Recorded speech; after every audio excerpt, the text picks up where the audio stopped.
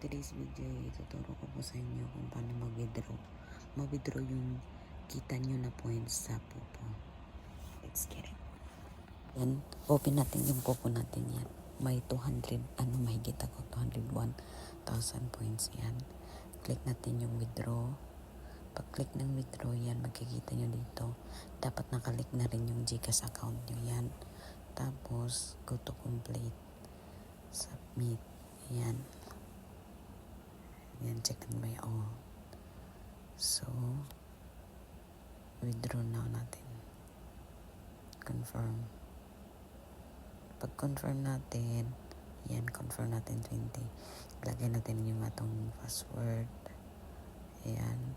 Tapos, next niyan is, hintayin natin yung mamaya. Zero na, diba? Kasi na-withdraw ko na. Maya, pasok na yun sa GCash natin. Wala pang isang oras, papasok na yan. Zero na yung points ko. Ayan. Balik. Mag-notify na sila. On the process na daw yung pera ko. Tapos, ito na. May bawas na siya. Diba 22 ngayon, 18 na lang. 18.24. Nasa din to? Nasa